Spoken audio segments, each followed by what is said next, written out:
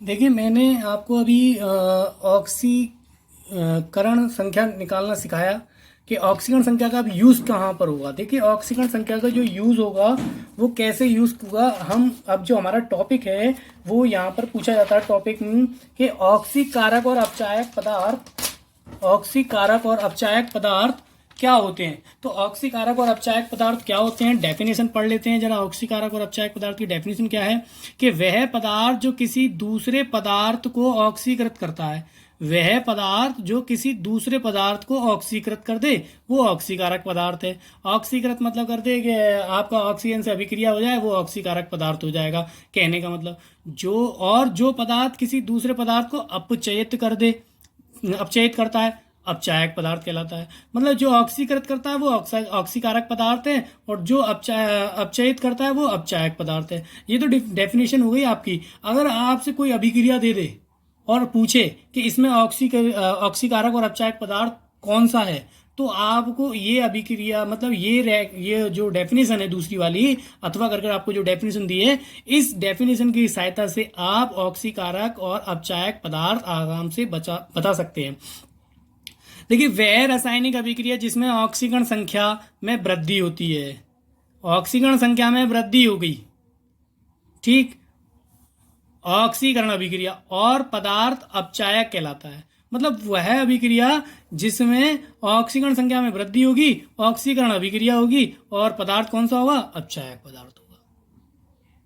तथा वह रासायनिक अभिक्रिया जिसमें ऑक्सीकरण संख्या में कमी होगी, अपचयन अभिक्रिया होगी, और पदार्थ ऑक्सीकारक होगा। मतलब उल्टा होता है कि ऑक्सीकरण अभिक्रिया के अंदर तो पदार्थ जो होगा वो अपचायक होगा, और अपचयन अभिक्रिया के अंदर पदार्थ जो होगा वो ऑक्सीकारक होगा। चलिए देख लेते हैं, इसका एग्जाम्पल आपको दिया गया है। क्या एग्जाम्पल है कि निम्न अभिक्रियाओं में ऑक्सीकारक तथा अपचायक पदार्थ बताइए। आपको दो अभिक्रियाएं दी हैं, MnO2 plus 4HCl arrow MnCl2 plus 2H2 plus Cl2। दूसरी अभिक्रिया दी है 2HgCl2 plus SnCl2 arrow Hg2Cl2 plus SnCl4। ये अभिक्रिया दी है और इन्हें पूछा है कौन सा ऑक्सीकारक पदार्थ है, कौन सा अपचायक पदार्थ है। चलिए देख लेते हैं कौन सा ऑक्सीकारक कौन सा अपचायक पदार्थ है। पहली अभिक्रिया आपको दी है,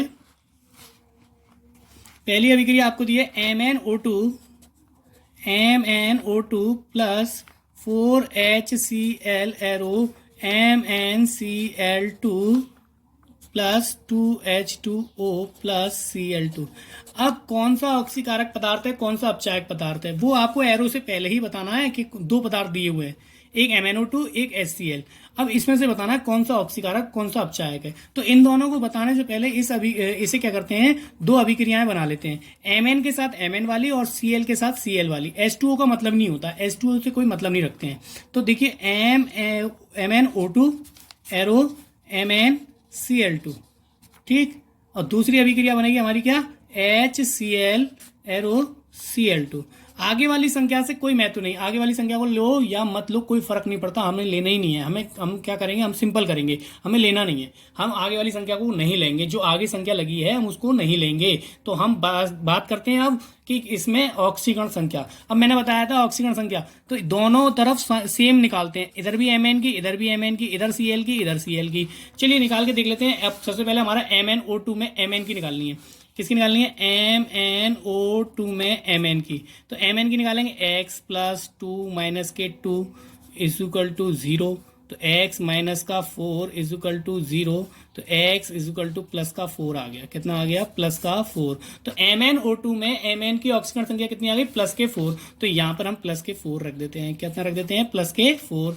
MnCl2, अब आपको क्या दिया हुआ है, MnCl2। तो MnCl2 में निकाल लेते हैं, MnCl2 में Mn की निकालनी है। तो x प्लस 2 माइनस का 1, Cl की कितनी होती है, -1। जो आपको नियम लिखाए गए हैं लास्ट आपने वीडियो में पढ़े होंगे, उन नियमों के आधार पर हम रख रहे हैं। x माइनस का 2 is equal to 0, x is equal to plus का 2। तो अब आपकी x कितनी आ गई Mn में, Mn की +2, MnCl2 में Mn की कितनी आई, +2। तो हम यहाँ प्लस के 2 रख देंगे। अब HCl में Cl की निकालनी है। किसकी निकालनी है, Cl की। HCl में Cl की निकालनी है। तो H की होती है +1 plus x is equal to 0। तो x इज इक्वल टू कितना आ जाएगा, -1। कितना आ जाएगा, -1। तो यहाँ पर Cl की कितनी है, -1। यहाँ पर Cl की निकालते हैं Cl2 में। Cl2 में हम किसकी निकालेंगे, Cl की। तो 2x इज इक्वल टू 0, तो x इज इक्वल टू कितना आ जाएगा, 0। तो आपकी Cl2 में Cl की कितनी आ गई, 0 आ गई। कितनी आ गई, 0। चलिए आप देख लेते हैं, +4 से +2 पे जा रहे हैं। +4 थी, एरो के बाद अभिक्रिया हुई तो हम +2 पे आ गए, तो यानी कि हमारी कमी हो रही है।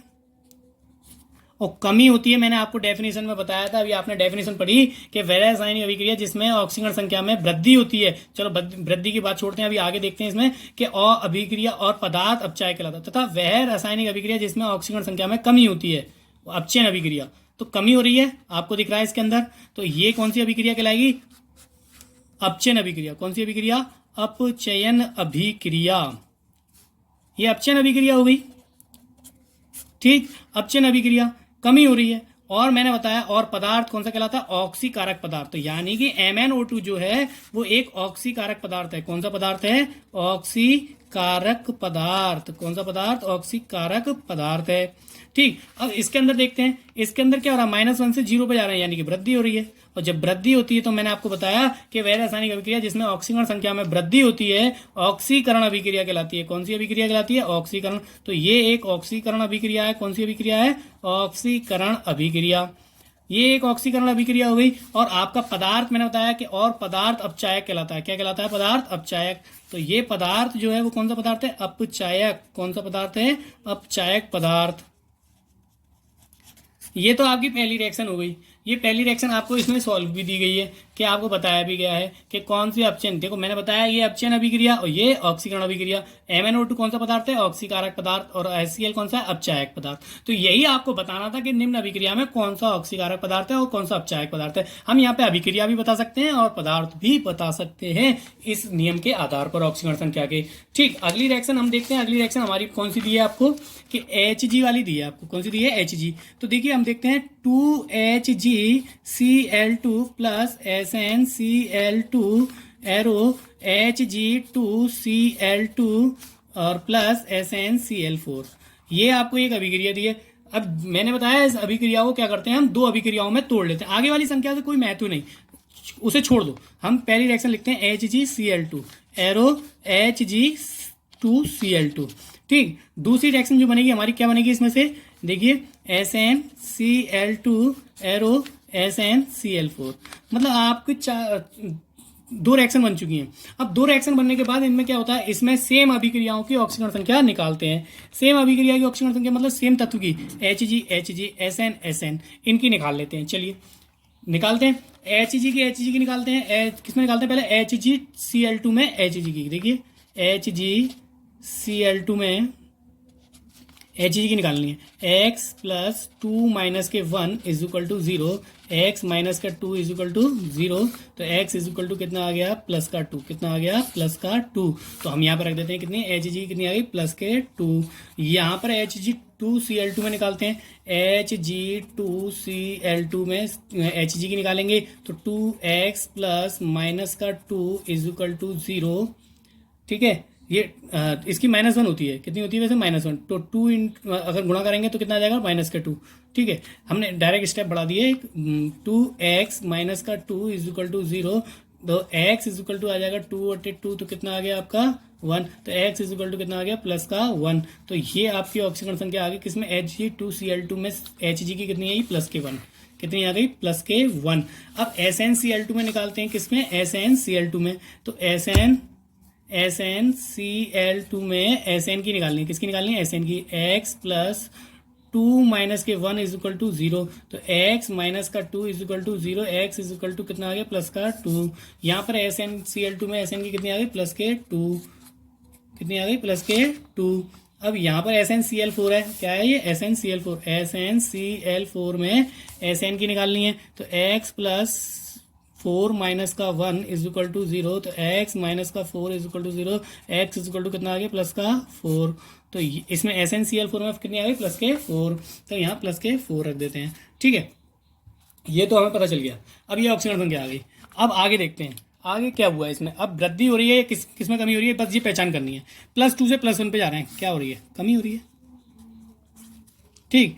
आप +2 से +4 पे जा रहे हैं, क्या हो रही है, वृद्धि हो रही है। 2 से 4 पे जा रहे हैं तो वृद्धि हो रही है। अब कमी हो रही है, वृद्धि हो रही है, इसी से पता चला लेते हैं, ठीक है। वह रासायनिक अभिक्रिया जिसमें ऑक्सीकरण संख्या, सॉरी इधर देख लेते हैं डेफिनेशन पे, कि वह रासायनिक अभिक्रिया जिसमें ऑक्सीकरण संख्या में वृद्धि होती है। ऑक्सीकरण अभिक्रिया क्या कहलाती है? वो अब ऑक्सीकरण संख्या में इसमें वृद्धि हो रही थी, तो ये अभिक्रिया कहलाएगी ऑक्सीकरण अभिक्रिया कहलाएगी। क्या कहलाएगी ये? ऑक्सीकरण अभिक्रिया। क्या कहलाएगी ये? ऑक्सीकरण अभिक्रिया।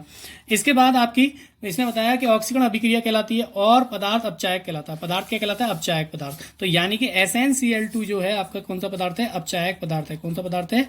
अपचायक पदार्थ है। कौन सा पदार्थ है? अपचायक पदार्थ। अब इसके बाद हम दूसरी डेफिनेशन आगे बढ़ते हैं। तथा वह रासायनिक अभिक्रिया जिसमें ऑक्सीकरण संख्या में कमी होती है। अब इसमें कमी हो रही है, ऊपर वाली रिएक्शन में कमी हो रही है ना। अब कमी हो रही है तो वो क्या कहलाता है? होती है अपचयन अभिक्रिया कहलाती है। कौन सी अभिक्रिया कहलाती है? अपचयन अभिक्रिया कहलाती है। क्या कहलाती है वो? अपचयन अभिक्रिया कहलाती है, ठीक है। ये अपचयन अभिक्रिया हो गई। और पदार्थ ऑक्सीकारक कहलाता है। पदार्थ जो है हमारा ऐसे Hg2Cl2 क्या कहलाएगा? अब आपका ऑक्सीकारक पदार्थ कहलाएगा। क्या कहलाएगा ये? ऑक्सीकारक पदार्थ। ऑक्सीकारक पदार्थ, ठीक। ये ऑक्सीकारक पदार्थ हो गया। तो बस आपको ये पहचान करनी है ऑक्सीकरण संख्या में किसमें वृद्धि हो रही है, किसमें कमी हो रही है। बस आपने निकाल लिया, इससे पता चल जाएगा कौन सी ऑक्सीकरण अभिक्रिया, कौन सी अपचयन अभिक्रिया, कौन सा पदार्थ ऑक्सीकारक है, कौन सा अपचायक पदार्थ है। सिर्फ ऑक्सीकरण संख्या निकालना सीख लें। ऑक्सीकरण संख्या निकालने का भी लास्ट हमने वीडियो आपको बना के दिया था कि आप उन नियमों की सहायता से निकाल सकते हैं, तो आप अच्छी तरीके से उनको समझें। Thank you. सबको समझ में आ गया होगा, कोई प्रॉब्लम तो हो नहीं सकती। Thank you.